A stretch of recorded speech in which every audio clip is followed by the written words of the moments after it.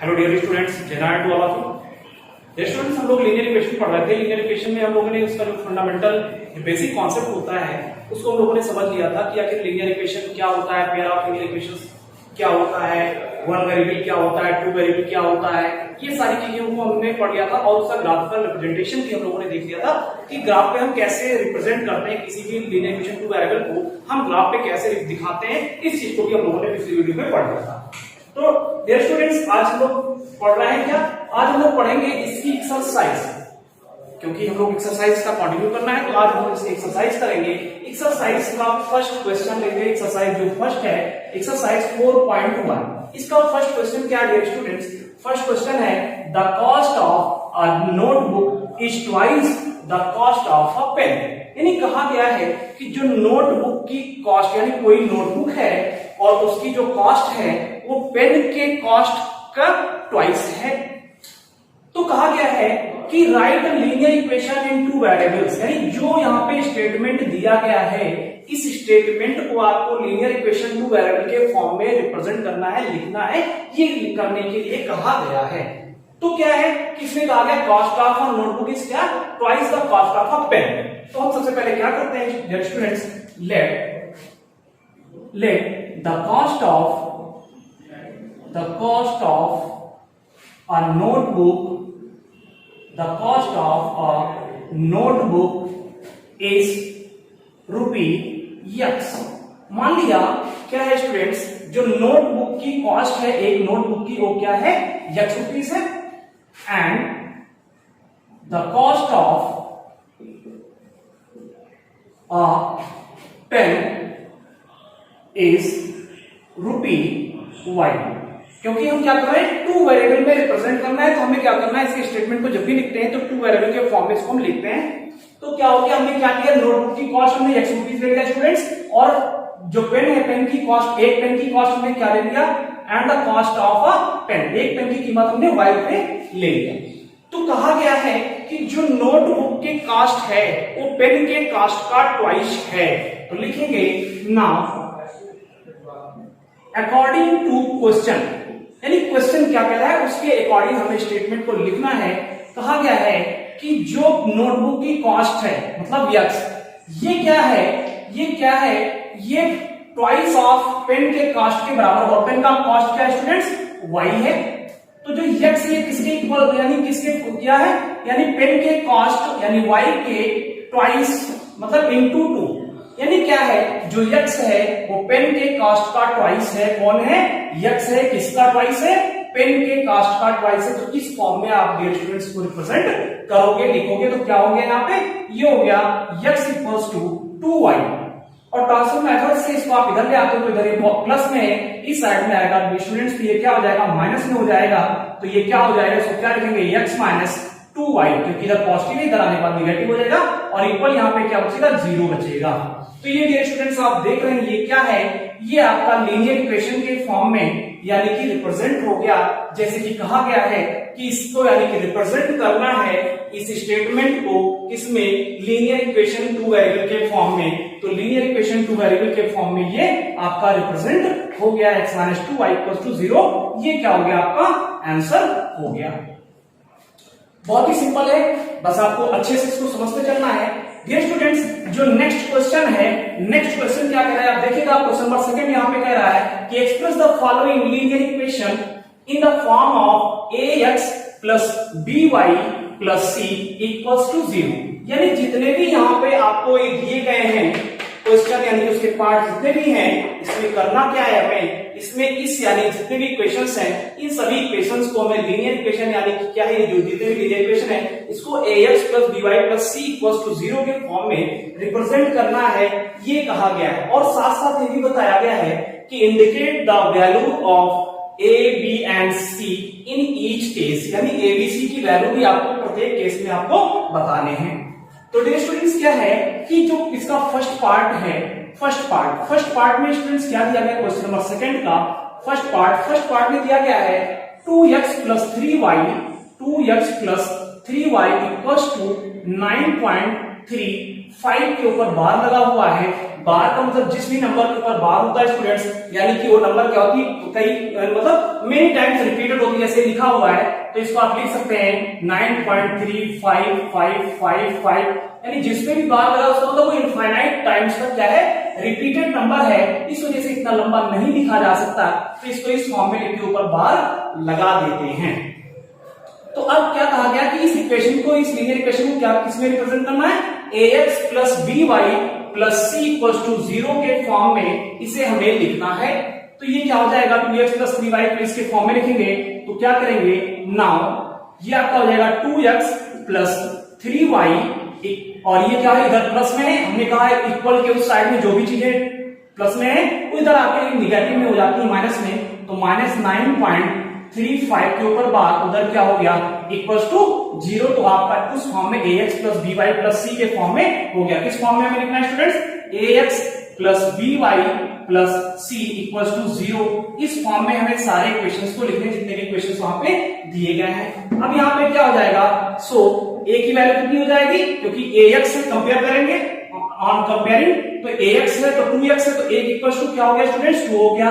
b equal to क्या हो जाएगा, यहाँ पे by है, यहाँ पे 3y है, तो b इक्वल टू क्या हो जाएगा, 3 हो जाएगा। एंड यहाँ पे c के लिए प्लस c है, यहाँ पे माइनस 9 है, एंड c इक्वल टू यहाँ पे क्या हो जाएगा डियर स्टूडेंट्स, माइनस 9.35 के ऊपर बार आपका ये हो जाएगा, क्योंकि a b c की वैल्यू निकालने के लिए बात कही गई थी, तो डियर स्टूडेंट्स ये आपका हो गया। तो सबसे पहले करना क्या है, इक्वेशन दिया हुआ है, इसको आपको ax plus by plus c equal to 0 के फॉर्म में इसको रिप्रेजेंट करना है, और फिर उसके बाद कंपेयर करके सबके वैल्यू आपको यहाँ पे दिखते हैं डियर स्टूडेंट्स, यही इसका आंसर हो जाएगा। नेक्स्ट हम बात करते हैं सेकंड वाले पार्ट की, जो इसका सेकंड पार्ट दिया गया स्टूडेंट्स। सेकंड पार्ट क्या कह रहा है, सेकंड पार्ट कह रहा है कि x minus y by 5 minus 10 equals to 0, यानी इस वाले इक्वेशन को भी आपको इसी फॉर्म में रिप्रेजेंट करना है। तो डियर स्टूडेंट्स क्या लिखा हुआ है, x minus y by 5 minus 10 equals to 0। अब इसको करना क्या है, ax plus by plus c के फॉर्म में इक्वल्स टू 0 के फॉर्म में आपको रिप्रेजेंट करना है।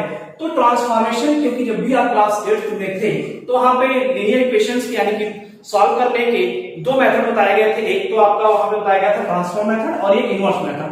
तो उसी तरह से यहाँ पे क्या है, 5 है, तो 5 इसको कैसे लिखा जा सकता है, ये 5 यहाँ पे इधर यानी कि इसको एलसीएम ले लेंगे और 5 घट जाएगा तो 0 हो जाएगा, तो जब एलसीएम ले लेंगे तो ये हो जाएगा स्टूडेंट्स 5x हो जाएगा, माइनस यहाँ पे y हो जाएगा, और ये 10 5 50 हो जाएगा, और 5 नीचे एलसीएम के नीचे 5 होगा, और इस साइड में जाएगा तो वो 0 हो जाएगा, इक्वल्स टू क्या हो गया डियर स्टूडेंट्स, 0 हो गया। तो ये क्या हो गया, आप देख पा रहे हैं, यहाँ पे लिख दीजिएगा नाउ। तो आप देख पा रहे हैं स्टूडेंट्स क्या है, ये ax plus by plus c equal to 0 के फॉर्म में ये लिखा हुआ है।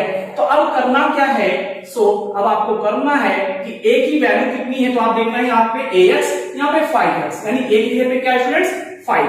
ऐसे ही b की जगह पे आप देखते हैं यहाँ पे क्या है by, और यहाँ पे क्या है माइनस y।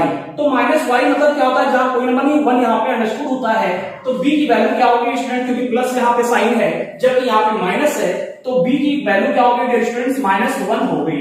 ऐसे ही c की वैल्यू आप देख पा रहे हैं, यहाँ पे प्लस c यहाँ -50 है, तो डियर स्टूडेंट्स c की वैल्यू जो है वो -50 हो जाएगी। तो इस तरह से a b c की वैल्यू आप लिख पाएंगे। बहुत ही इजी है, बहुत ही समझना आसान है, इसको आप कर सकते हैं, इसमें कोई ऐसा कंडीशन नहीं कि आप ना समझ पाए, बस आपको एक बार अच्छे से ध्यान देना, यही आपका आंसर हो जाता है। इसका थर्ड पार्ट हम लोग देखते हैं स्टूडेंट्स की थर्ड पार्ट में क्या कहा गया है।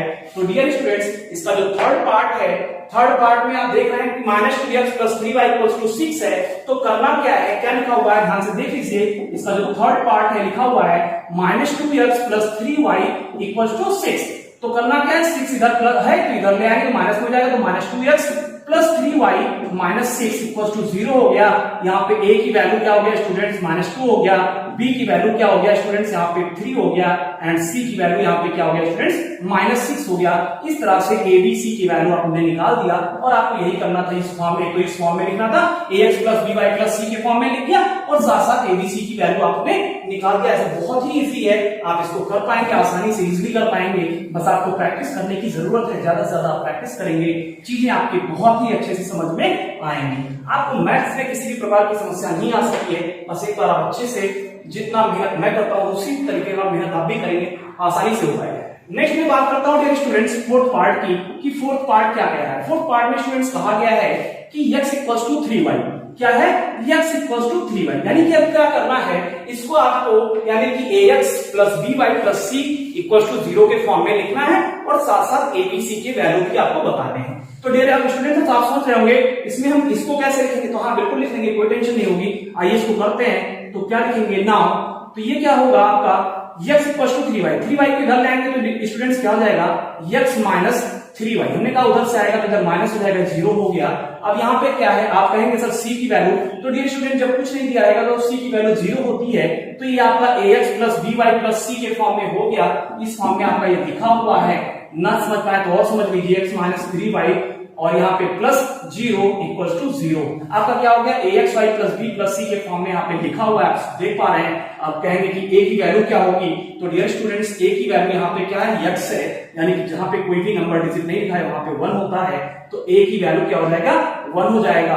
और स्टूडेंट्स b की वैल्यू क्या हो जाएगा, क्योंकि यहाँ प्लस होना चाहिए लेकिन यहाँ माइनस है, तो b की वैल्यू -3 हो जाएगा। और c की वैल्यू आप समझ गए कि c की वैल्यू सर 0 हो जाएगी। तो इस तरह से हो जाएगा, ये भी डियर स्टूडेंट्स का आंसर हो जाएगा, क्योंकि कहा गया है ax plus by plus c equal to 0 के फॉर्म में, साथ साथ a b c की प्रत्येक की वैल्यू भी हमें बतानी है। तो इस तरह से आप इसको समझ पाएंगे। फ्रेंड बहुत ही इजी है स्टूडेंट्स, आपको बस ध्यान से समझना है, अच्छे से करना है, बहुत ही इजी है, आप समझ पाएंगे चीजों को। ऐसे इस वाले क्वेश्चन में आप समझ जाएंगे 3x प्लस 2 इक्वल टू 0 है, तो यहाँ पे क्या है 3x प्लस 2, और यहाँ इसको करके दिखा देता हूँ आपको एक बार, क्योंकि आप समझ सकते हैं कि मान लीजिए आपको प्रॉब्लम हो, लिखा हुआ है 3x प्लस 2, सॉरी एक उसके ऊपर फिफ्थ अभी है, फिफ्थ क्या है, फिफ्थ है आपका 2x इक्वल टू -5y। तो करना क्या है, 2x माइनस 5 इधर आएगा, प्लस 5y हो जाएगा, और यहाँ पे कुछ नहीं तो प्लस 0 इक्वल टू 0 हो जाएगा। इस फॉर्म में हो गया स्टूडेंट्स, a की वैल्यू 2 हो गई, b की वैल्यू 5 हो गई, c की वैल्यू 0 होगी। इस तरह से आप इसको कर पाएंगे, कोई प्रॉब्लम किसी तरीके की नहीं होगी। नेक्स्ट बात करूंगा 6 वाले की, 6 जो पार्ट नंबर है स्टूडेंट, तो 6 में क्या है, 6 में स्टूडेंट्स है आपका 3x प्लस 2 इक्वल्स टू 0, क्या है 3x प्लस 2 इक्वल्स टू 0। अब तो कहेंगे सर यहाँ पे तो ये लीनियर इक्वेशन 1 वेरिएबल है, ये 2 वेरिएबल है नहीं, इसको 2 वेरिएबल में कैसे लिखा जाएगा, यस लिख पाएंगे, बहुत ही आसानी से लिख पाएंगे, कोई टेंशन की बात नहीं है, बस क्या करना है ध्यान से समझते चलिए। ये हो जाएगा 3x प्लस 0 इंटू वाई, क्योंकि 0 इंटू वाई करेंगे स्टूडेंट्स तो क्या हो गया 0 हो गया, और प्लस 2 इक्वल्स टू 0। तो आप देख रहे हैं लिखा हुआ इसी फॉर्म में ax plus by plus c equals to 0, ax plus by plus c equals to 0 लिखा तो हुआ है, वैसे तो लिखा हुआ है जैसे चाहिए आपको। तो ये हो गया a की वैल्यू 3 हो गई, b की वैल्यू 0 हो गई एंड c की वैल्यू स्टूडेंट्स 2 हो गई। आप इसको आसानी से कर पाएंगे। नेक्स्ट स्टूडेंट इसी तरह से y माइनस, इसको आप कर लीजिएगा, आसानी से कर पाएंगे। नेक्स्ट स्टूडेंट्स इसी का है, क्या दिया हुआ है y माइनस 2 इक्वल्स टू 0 है, y माइनस 2 इक्वल्स टू 0 आपका जो 7 पार्ट है क्या है y minus x, sorry y minus 2 equals to 0। अब कहेंगे इसको कैसे लिखें, इसको भी लिख पाएंगे, क्या लिखा है y माइनस 2 इक्वल्स टू 0। तो ये क्या हो जाएगा, जब x नहीं है तो 0 इंटू x हम लिख सकते हैं, तो ये 0 हो गया, प्लस स्टूडेंट्स y है माइनस 2 इक्वल्स टू 0 है, ये आपका स्टूडेंट्स लिख गया ax plus by plus c के फॉर्म में। a की वैल्यू यहाँ पे 0 हो गई, b की वैल्यू यहाँ पे 1 हो गया, क्योंकि y है 1 इंटू y होता है, और c की वैल्यू स्टूडेंट्स यहाँ पे -2 हो गया। ये आपका इस तरह से हो पाएगा। इसी तरह से स्टूडेंट्स जो लास्ट वाला है 8th पार्ट इसका, वो क्या है 5 equals to 2x, 5 equals to 2x है स्टूडेंट्स। तो 5 यानी कि 2x आप है 5 को उधर ले जाएंगे, तो ये हो जाएगा 2x माइनस 5 इक्वल्स टू 0। अब यहाँ पे आप लिख सकते हैं इसको और भी 2x, इसको आप लिख सकते हैं 2x प्लस 0 इंटू वाई, क्योंकि वाई नहीं है यहाँ पे, तो वाई वाले टर्म को लिख लेंगे 0 इंटू वाई हो जाएगा -5 इक्वल्स टू 0। तो ये इस तरह से आप देख पा रहे हैं, ये फिर ax plus by plus c के फॉर्म में लिख गया, इसको इसी फॉर्म में लिखना था। अब आप बताएंगे a की वैल्यू कितनी होगी, वेरी गुड 2 होगी, एंड b की वैल्यू कितनी होगी स्टूडेंट्स 0 होगी, एंड c की वैल्यू -, वेरी गुड। तो इस तरह से आप देख पा रहे हैं कि आपका बहुत ही इजीली वे में आपकी एक्सरसाइज कंप्लीट हो जाती है। मिलते हैं नेक्स्ट वीडियो में। स्टूडेंट्स का रिवीजन करिए, अच्छे से समझिए। जहां नहीं समझ में आता है कमेंट बॉक्स में आप कमेंट करके बताइए कि कहां पे आपको कौन सा टर्म समझ में नहीं आया, उसको हम एक्सप्लेन करेंगे। आई होप आप सभी के अच्छे से समझ में आया होगा। स्टूडेंट्स अपना ख्याल रखिए, घर पे रहिए, स्वस्थ रहिए और इसको अच्छे से रिवीजन करिए। नेक्स्ट एक्सरसाइज में हम लोग जल्दी मिलेंगे। अपना ख्याल रखिए। Thank you so much.